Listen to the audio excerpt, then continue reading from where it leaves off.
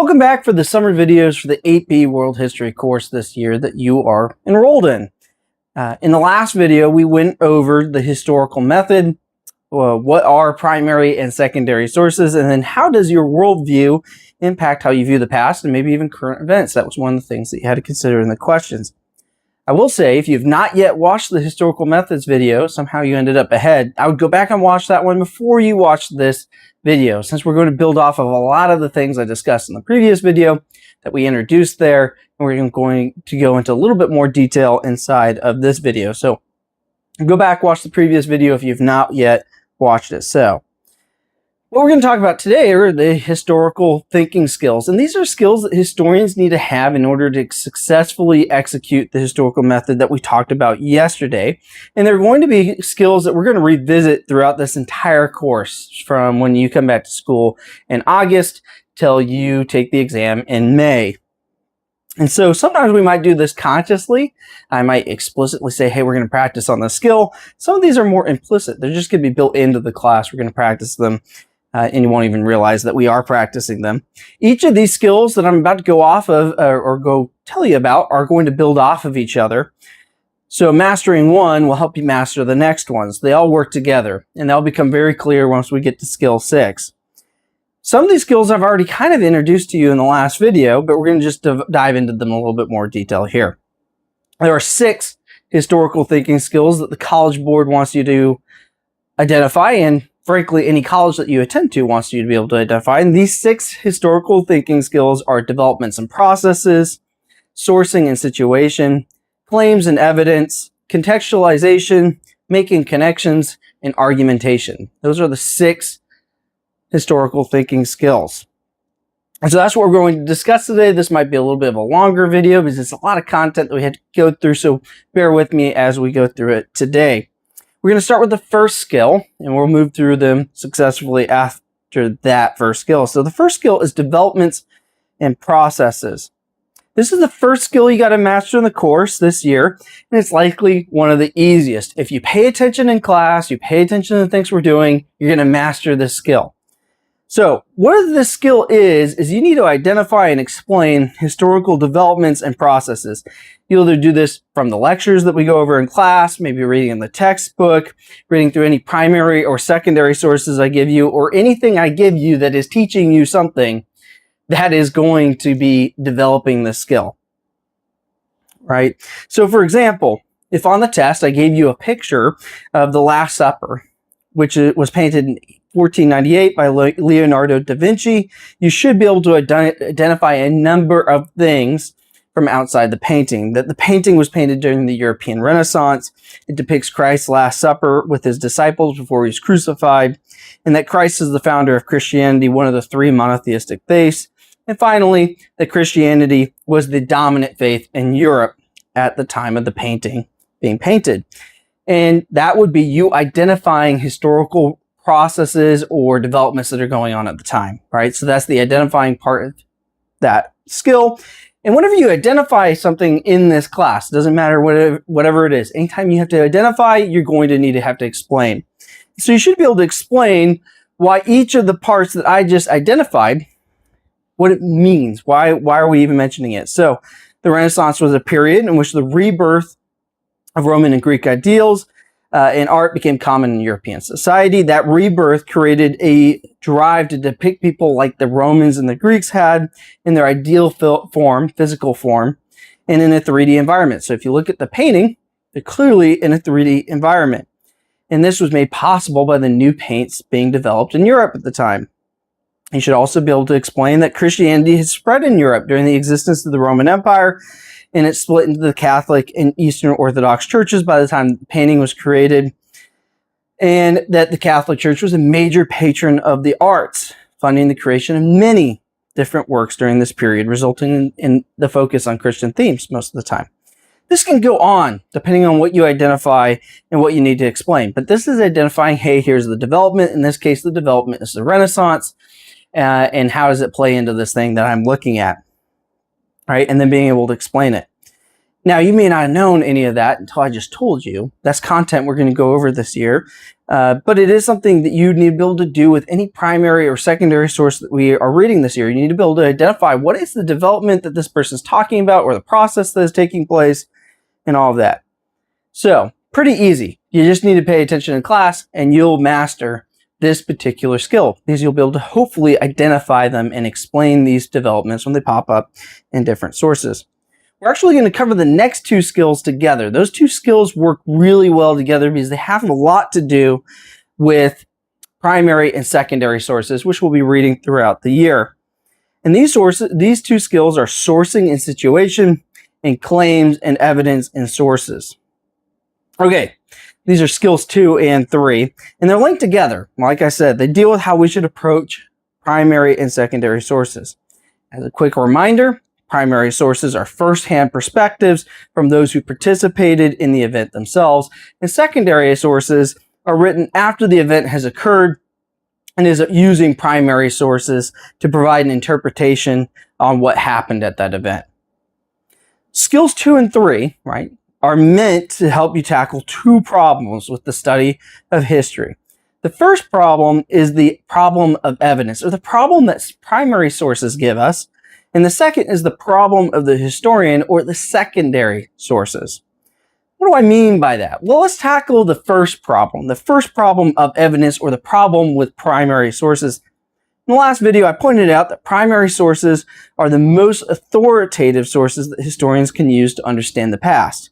And this is still true. I wasn't lying to you in the last video. However, these sources are in themselves imperfect. And there's a few reasons for this. There's major gaps in historical knowledge, mostly because not every conversation that has taken place, every decision that has been made, not even every person in the past has been recorded. So that creates large gaps in what historians know about the past, right? Those decisions may have been made but not written down, or the records that they were made, so written down, maybe it was written down, maybe they were destroyed by whatever may have occurred that would have destroyed them. So to give you an example of what I mean by not every conversation has been left behind, is some Roman emperors, men who controlled an entire empire that controlled much of Europe, we might only have 3 letters left from them, right? That might only explain 3 of the decisions they made, and they may have been an emperor for 20 years.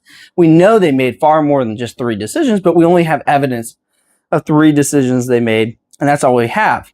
And you take that in contrast of the American Civil War, and it's very likely that your average soldier in the American Civil War, we have far more than just 3 letters left behind from them, right? And so there's more evidence for a Civil War soldier existing and what he did and what type of life he lived than there is for a Roman emperor who controlled an entire empire. Now, some of that has to do with the fact that Civil War soldiers lived far more recently than the Roman Empire. And so it's a lot easier to preserve their writings than it has been over the years.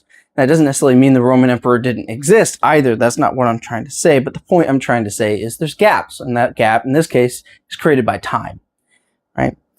Now, another thing that can make primary sources difficult, or kind of contribute to that problem of the evidence, is that the primary sources themselves can be unreliable, right? And not everything written down by somebody in the past can be accepted as the truth, right?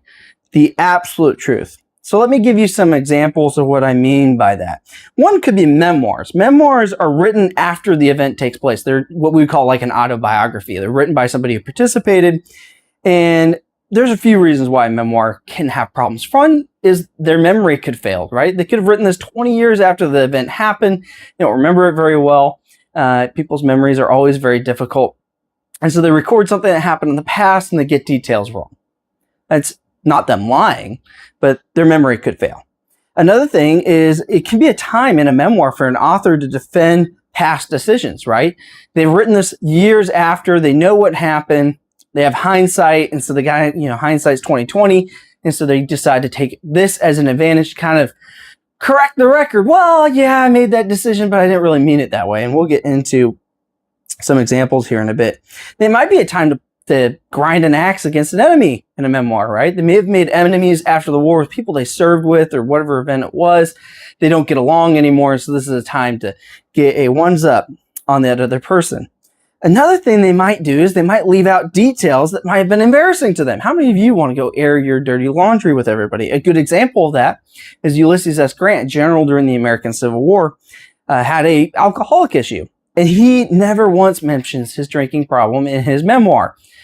It doesn't mean he's lying or he's trying to cover it up. No, but it's embarrassing. And he probably didn't want to talk about it. Right? Let's use another example. What about a soldier writing a letter home to his wife while at war? He has less reason, he's more in the moment. He has no reason to really lie outrightly, right? But there could still be problems. He might omit certain details to ease her mind, right?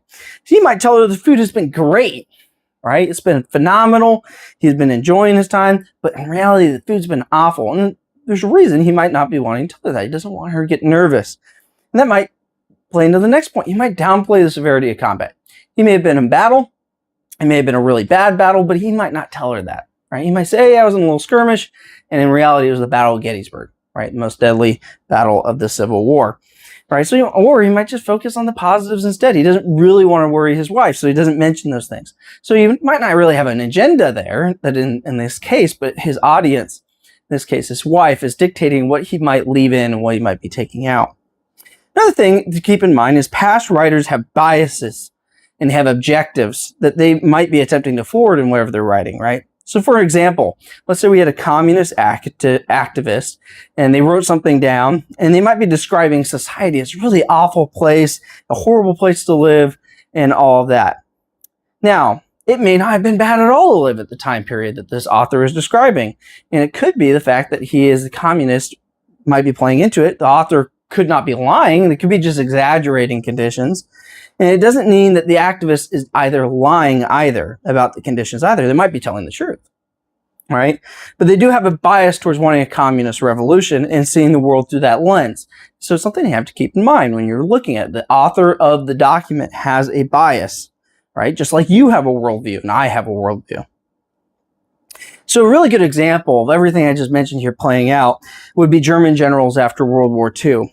After World War II, a lot of former German generals who fought against the United States and all that, they wrote memoirs talking about their experiences in the war. They wrote these 10, 15 years after the war was over. And a lot of these memoirs, they said Hitler was the worst guy in the world. They didn't know about the Holocaust, or if they did know about the Holocaust, they condemned it, and the Nazi Party. They may have often argued that they're even unaware of what the Nazi Party was really up to, or the Holocaust, or anything like that. But in reality, if you look at their letters written during the war, these same men talked about how they knew about the Holocaust, they supported Hitler in the war, right? So what's happened? 15 years go by. Are they lying now? What's going on? Well, what changed? The war's over. Hitler's no longer popular. Coming out and supporting him, especially in Germany, which is going through denazification, could at least make it so you're unhireable.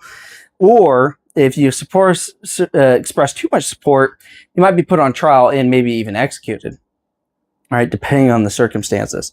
And lastly, a lot of these guys after the war, they want to impress the American and British officers who occupied their country because they want to have a chance to fight the Soviets in the Cold War.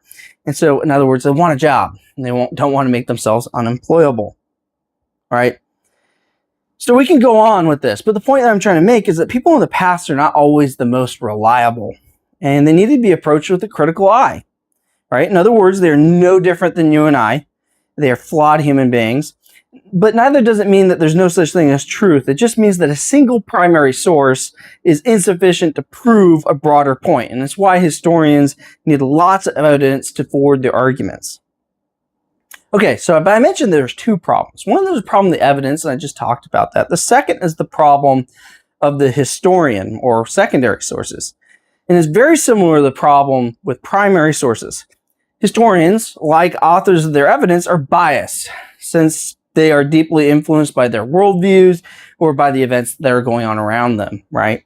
So that bias means that there is evidence that they are likely to accept and evidence that they're likely to reject based off their worldview. All right, so things they'll accept and things they might overlook or not take seriously. So what do I mean by that? A Marxist historian might consider the complaints of employees to be authoritative rather than the comments of their employer. Right? He's going to say, hey, the employer has the interest in ignoring what these guys want because he wants to make profit. right? A Christian historian might be more sympathetic to Christians debating Islamic scholars during the medieval age, right? Because they agree with the Christians and their assertions and their worldview. They're more willing to accept their arguments maybe over Islamic scholars. So the bias or the worldview of the historian really could play a role here. Events around the historian can also influence the topics that they decide to research in the first place, or maybe even how they view the events of the past, right? So for example, during the War on Terror, after 9/11, and even after Vietnam, there was greater emphasis in military history to examine unconventional fighting. Now, just in case you don't know what unconventional fighting is, it's when soldiers don't wear military uniforms, they blend in with civilian populations, they do these hit and run attacks on military units, they attack the enemy's army when it's weak. That's what the American Army fought in Vietnam. It's what we dealt with during the War on Terror. We did not deal with conventional militaries who wore uniforms, fought with conventional tactics, and things like that. And what happened is there were more military histories written about unconventional fighting in the past because it was relevant to what we were doing at the time of military operations. Inversely, during World War II, there were a lot more writings on conventional fighting because that's what the United States was up to at the time, right? But events going on around a historian can also impact how they're interpreting events as well. To give you an example, during the Vietnam War, historians on the American Civil War tended to interpret military commanders as incompetent because the military commanders they had in Vietnam, they also viewed to be incompetent.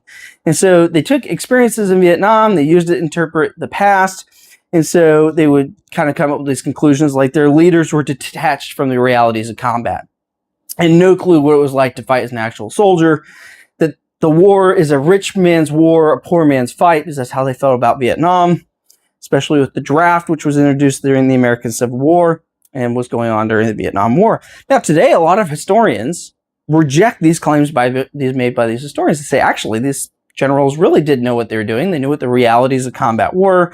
The tactics they were using weren't outdated. They're actually the correct tactics. And it really wasn't a war of rich man's fight, or a rich man's war and a poor man's fight. That's not the point. The Vietnam War really characterized how people viewed the past at the time and how those historians engaged with it.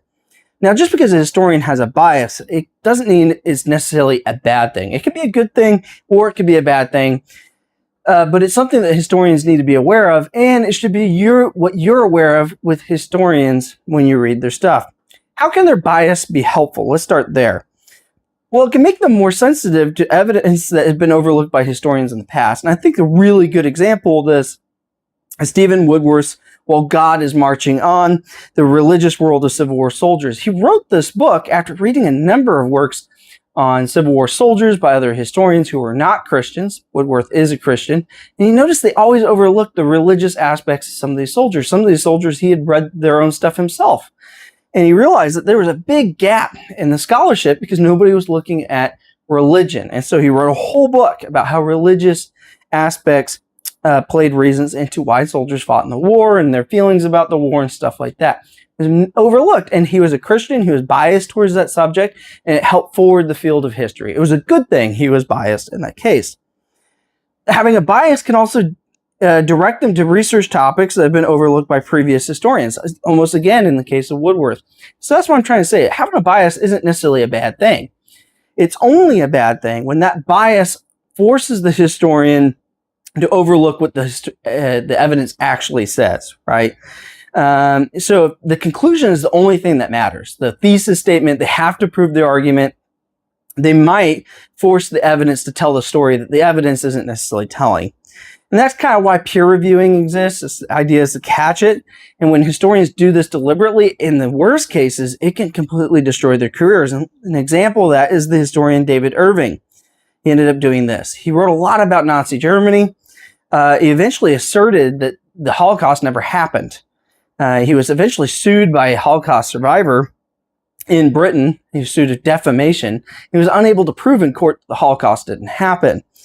He wasn't able to provide the evidence because it doesn't exist.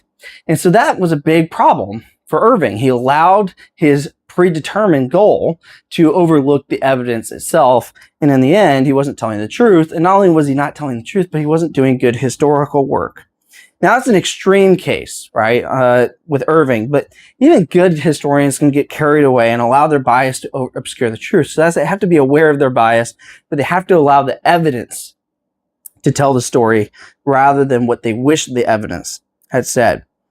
Ultimately, since historians all have different worldviews, what this does mean is bias is why we have all these different types of historical works, right? Give you again another example. There are nearly 50,000 books published on the American Civil War alone, since the same evidence can oftentimes lead to different conclusions depending on the person who's reading it.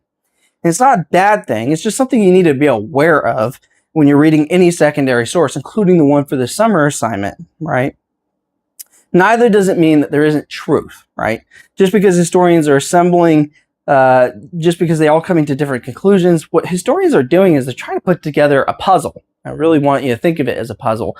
The evidence are the pieces. They know how all those pieces might go together, but they're missing pieces. Some of the pieces are damaged.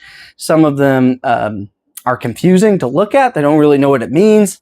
And you're trying to assemble this puzzle and give your best guess. And everybody's putting the puzzle together in different ways. There's still a truth, but we just might not be able to access it, right? That's God. He is the holder of that objective truth of what happened in the past. We might be cut off from it. Now, since these are both problems, as I mentioned, these are both problems, they have to have a solution. There really isn't a way to fix them, but you should be aware of them. So how should we go about this year doing so and acknowledging them? And that's where our critical thinking skills, or in this case, the historical thinking skills that started us off on this tangent, come in, right? You need to be able to determine the sourcing and situation of a primary or secondary source and the claims and evidence that that source is using as you look at them, because it allows you to critically read them and understand what they're trying to say, what they're not, and maybe identifying those blind spots. So sourcing and situation as a skill is when you determine what the goals of the author of a primary or secondary source are. What is their goal? Why did they write this? And that sort of thing. Claims and evidence is when you determine what the author of the source, what claim the author of the source makes, and how they attempt to prove it, right? So to make this more approachable, because this is kind of a big idea, and I get that it's a bit much to take in, we're going to use two approaches throughout the year. One for each types of document, but really they can be both applied to both documents depending on how we approach it. So for primary sources, we're going to use three major things that we want to examine in sources this year. First of all, we want to try to identify what is the intended audience for a document that we're looking at. What's the author's point of view? I'll get more into that here in a second. And what was the purpose that the author wrote the document? And we're going to call this APP. You're going to hear me say APP all year long, APP, right? And so, what does this mean? Well, for audience, every author is writing towards a specific and intended audience of some sort, right? So, a labor organizer in the 1850s might be writing to a labor newspaper. Well, the audience of that labor newspaper is probably factory workers, right, who are working in factories. Every person has a point of view. A point of view is essentially that person's worldview or bias, right? What is their worldview? What is their bias, right? So a labor organizer, in this example, probably believes that workers are being exploited in some way by their factory owners, right? It's probably something they believe in. Every person also has a purpose behind why they are writing something. So, our labor organizer, their purpose in probably writing their article could be to convince workers to go on strike, or maybe to convince the employer to make changes before a strike happens. But that's the point that I'm trying to make. A lot of these sort of things, there's no necessarily one right answer. There's some wrong answers, but there are a lot of right answers. So don't get hung up this year on APP thinking, did I get this one wrong? As long as you can defend it, it's right. Now, obviously, there's a limited amount of interpretations to these things, right? Now, you're not just identifying, right? As with everything we do in this course, as I said earlier, you're not just identifying who's the audience, what's the purpose, and what's the point of view. You need to explain how it impacts the source itself, right? Whether it be a primary or secondary. How does the audience or the point of view or the purpose impact what the author actually ended up writing down, or maybe the tone they used, and maybe what they included and left out, you need to explain why different parts of the app are significant, right? Did it make the source more reliable or less reliable? Does the author's audience, point of view, or purpose matter? And how does it matter? How could a historian use the document with these things in mind? Right? So you need to not just identify it. You need to identify, you need to explain, and then you need to be able to tell me why is it significant that the audience of this document is factory workers, right? Or maybe the business owner or whatever it is, but it needs to be significant. And you need to tell me how we would use it because of that. Now, for both primary and secondary sources, we should be on the lookout for 4 things as well, 4 other things, not just app. Those 4 things are main idea, supporting evidence for their argument, refuting evidence, and another way of saying it. And we're going to call this misro throughout the entire year. Every author has a main idea. We would call this their argument, right? What are they that they are attempting to make in the thing that they wrote? So that's the MI of misro. It's important for us to identify what the historian is arguing about the past, or what the author of the document is arguing about what happened, right? So some historians might say that Columbus's voyages in 1492 were overall a positive event in world history. That would be something that's important to identify if you're reading a secondary source, and that's what the author is saying. They might not say it exactly like that, but that might be what they're getting at. You should be aware of the supporting evidence that the author uses to prove their argument. So again, going back to that historian example, and again, this applies to a primary source as well. That historian might point to that ultimately the discovery of the Americas by Columbus led to the establishment of the United States. And that was a positive, even if it was an unintended consequence of Columbus's discovery of the world. They might even go on to say that without the United States, the Allies may have lost World War II to Adolf Hitler, and that would have been an extremely negative event for world history. Now, that gets us to refuting. So that might be the supporting evidence. What's the refuting evidence? All right, we need to think about. What would disprove this argument? And this is just things that maybe it's something the author left out. Maybe they didn't even leave it out in the thing, but it's something they refuted or rejected. And so some refuting evidence to claim that Columbus's discovery of the New World was positive could be that, well, it led to the transatlantic slave trade, and it also contributed to the spread of disease, which killed 90% of Native Americans living in the Americas, right? And by thinking of the refuting evidence, you'll likely come to the other way of seeing the event, which in this case is the refuting evidence would point that toward the conclusion that Columbus's discovery of the New World was not an overall positive in world history. So you see how these things go. We should be thinking about misro. And like I said, misro applies to primary sources just as much as it applies to secondary. I just gave you an example of a secondary just in case. Now, it might be difficult to apply after historians' work, but it should be something you're thinking about as we get through it. Misro should be kept in mind whenever we're reading anything. What's the main idea? What's some supporting evidence that they use? What's some refuting evidence that I could think of, or maybe they refuted? And what would be another way of saying it?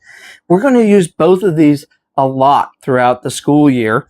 And so you need to be familiar with these ideas as we go throughout the year. Now, this isn't the only thing we should be thinking about when it comes to sources or historical developments or processes that are occurring. We also should put everything into context, right?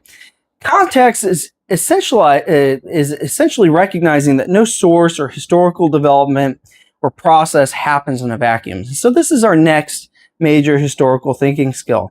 There are usually several factors that lead to a document being written, or a development to occur in history, or for a process to happen, right?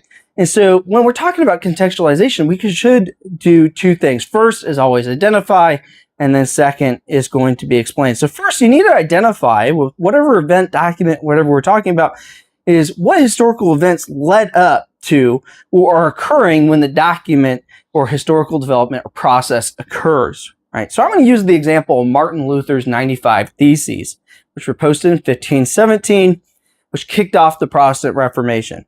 So some things I would identify that would be particularly relevant to this source is, first of all, the Catholic Church is the dominant church of Western Europe at the time.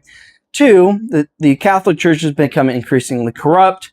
3, previous reformers Jan Hus and John Wycliffe had previously challenged the church's authority and its corruption and were executed for it. And 4, since the deaths of Jan Hus and John Wycliffe, the printing press has been invented. Okay, so for the second part, I should be able to explain why those 4 parts I identified help us understand this event better, right? Should be able to explain it. So going back to Martin Luther's 95 Theses as an example, right? With the Catholic Church being dominant church in Western Europe, that meant it had a lot of power and authority in Europe, which the Protestant Reformation would end up dissolving. 2, the church's corruption had hurt its authority in Europe and bred resentment, creating a large audience for Luther's charges. 3, the deaths of Jan Hus and John Wycliffe meant that Luther's similar arguments about the church could result in his own execution if the church decided to pursue such charges. And 4, the printing press allowed for Luther's ideas to spread to that much larger audience, far more than it was possible for Jan Hus and John Wycliffe when they were alive. And so just with the example of the 95 Theses, you can see how context around the source enriches his document, right? It also points as to why it was such an important document, right? Since without the context, it would just be some random German monk complaining about the church, right?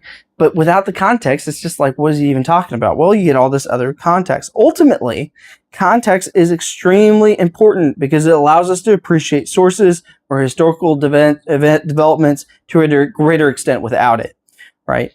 So think about your own life. If you get in trouble with your parents and things like that, you might be likely or aware that whatever action you had was taken out of context. And so you might be trying to give your parents or the teacher the background as to why that led up to that event, and might explain your actions a little bit better. You've probably done it if you're trying to argue your way out of a demerit here at school. So, lastly, historians should not just place their sources into context, but they should also try to make connections with other sources or notice patterns. Which gets us to our 5th skill, which is making connections, right? This is a topic that we're going to go into a little bit greater detail tomorrow because it's also called historical reasoning. But it's really important for historians to detect patterns and make connections between different historical developments, processes, and other documents. And we're ultimately going to break this down into 2 parts, right? When we get to skill 5 here, making connections, we're actually going to start pulling together all other skills prior to this one, right? So first, historians must identify, and I bet you're at this point going to know what step 2, explain. First, they must identify a pattern or connection between the 2 historical developments or processes. So let's just give you an example on how this will work. We might have a historian, he's read through a lot of primary sources, maybe even some secondary source material, and he's starting to notice that a lot of his primary sources are starting to say a very similar thing. And let's say in this particular case, he's collected a number of primary sources from factory workers during the Industrial Revolution, and each of the workers describes the conditions in the factory to be absolutely horrendous. But the workers themselves keep rejecting socialist organizers who keep trying to come to their factory to get them to organize as a labor union, right? This would be a pattern. Right? We've identified a pattern. Here's all these workers. They all work at this factory, right? We might want to start looking for a connection. Is it just this factory? Look at another factory and you're starting to find maybe there's another one. So we've made a connection to another thing and maybe it's really common in this particular city. And so to be able to explain that connection or how that pattern might relate to other things or other historical processes, so first identify, then explain, the historian might want to see what other historians have said about workers in their cities, and see if this was a common sentiment everywhere. And maybe they will make the connection and be able to explain what they're saying here and say, well, that the workers in certain countries felt that they had more access to more rights in their country compared to other countries that were not authoritarian. They tended to reject socialism as a response and work towards reform. And then in countries where there was not as much rights and freedom of speech in their society, then those workers turned more towards socialist reform, right? So it might be that connection. So we've now explained it. I've seen this pattern. I've identified the pattern. Here's my explanation. And in this case, the explanation is in countries with more rights, revolution was just not the option they chose. Really, if you start to master this skill, this gets us to our last skill. that we have to master, which is your ability to create an argument, right, about the topic itself. Argumentation is our last major skill, right? So if you get through all 5 skills, we master all these, this one will be really easy. And we're going to work on all 5 skills all year long. There are 4 things you need to do to make a good historical argument. And the first thing you have to do to make a good historical argument is you have to make a historically defensible claim, which just means that your argument needs to be arguable, right? So claiming that the Roman Empire did not exist is not a historically defensible claim. There's too much evidence that it does exist. There's no argument to be had there. It did exist. And that's the end of that conversation. If you want to persist in it, nobody's going to want to have it with you. It's not arguable, right? Claiming that the Roman Empire had an overall positive impact on world history is a historically defensible claim. One could debate this point. Somebody could say it wasn't a positive impact on history. This debate does exist. Somebody could say that you could go back and forth on it. You can debate it. So it's arguable. And whatever claim you make, it has to be supported with specific and relevant evidence. So somebody arguing that the Roman Empire had a positive impact in history could point to the fact that it had a road network, which allowed for the spread of Christianity.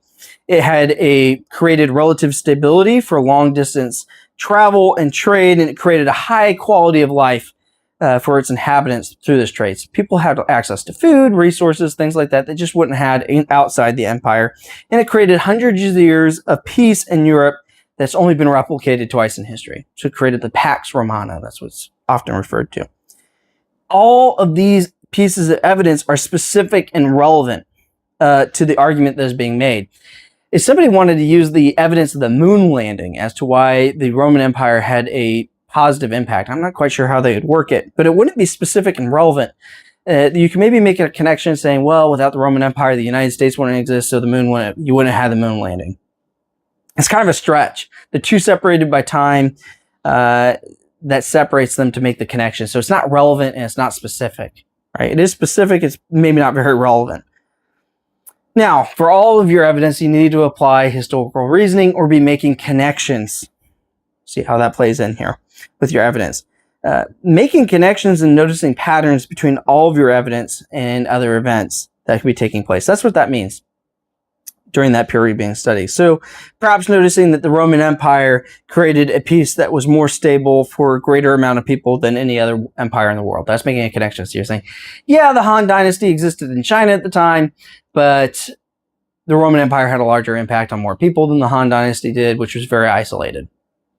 Whatever argument you're just making a connection. You're incorporating that there were other empires at the time.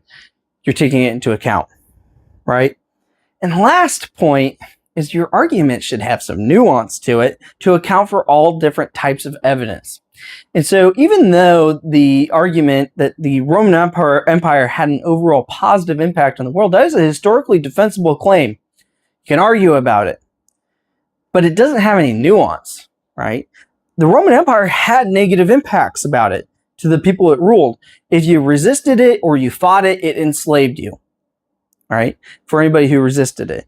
It had high taxes. It put on high taxes on a population that it ruled. That's something in the New Testament that you actually see a lot of complaints about in the Gospels, right? A lot of the Jewish population really wants the Romans gone. They find the taxes too large. It's one of the reasons why Matthew wrote the book of Matthew, is really opposed in a lot of ways. Many expected Jesus to lead a revolt against the Romans because of these taxes. All right, so that was a negative. And while this road network certainly did facilitate the spread of Christianity, it also persecuted Christians for a long time. They tortured and executed Christians before adopting Christianity as its own religion. And so those are all negatives. And so a better argument, because the Roman Empire wasn't exclusively positive, a better argument would acknowledge that the Roman Empire certainly had negative qualities to it, but were maybe outweighed by good ones. So a better argument would look something like this. While the Roman Empire certainly had several negative impacts on world history, they're outweighed by the positive impacts it had on world history. Now, this is a very basic thesis statement, but still historically defensible. It takes into account the fact that there were negative impacts, just that they were outweighed, right? This displays a nuanced argument. It takes into account that evidence you're rejecting, right? So it takes it into account. It considers it, which is something that good historians do. All right. So those are your 6 historically thinking skills. And after hearing these 6 skills that you're going to be working towards during this year, you may be wondering why you would ever need them if you do not plan to be on a historian, which is fair. Fair critique. It's a great question to be asking yourself maybe by the end of this much longer video. And I have no expectation for you to pursue a career in history. I don't want you thinking that, or even getting a history master's. In fact, you probably shouldn't. You don't make a lot of money with them typically. But these skills do build your critical thinking skills. And those are useful for far more than just reading a history book, although they are useful in understanding how history is created. Think about current events that are happening around us all the time, right? It helps you read the news more critically. What is the author of this news article's opinion? What's their point of view? Who's their audience? What's their purpose in writing this? It might make you listen to politicians more critically in the future. What is their audience? What is their point of view? What is their purpose? What's their main argument? What would support it? What would refute it? What would be the other way of viewing it? For religious purposes, it might even lead you to question claims that people make about the Bible, right? What is the context of the verse that's being cited? Does the verse actually say that? Going back to the source yourself. What does the rest of the Bible say? Making connections about that topic. And so what I'm trying to say is that these skills apply not just to history, but they really apply to a lot of your areas of life. They help you really think about critically about the world, and they'll carry you far in life, even if you have no intention of going into history and you might feel a little overwhelmed at the moment because of it. At bare minimum, it's what your college classes are going to expect when you take a college history course, which hopefully if we do well in this class this year and next year, you won't have to deal with that at all. But in case you have to, that'll be what they're expecting. So, in our next video, we're going to cover historical reasoning skills, which connect in with our making connections. That would get in a lot more detail. I knew that this video was going to be a little long already, and I want to get into it. So, we're going to just cover what we covered today, and we'll get into those historical reasoning skills tomorrow, and it won't be as long as this video.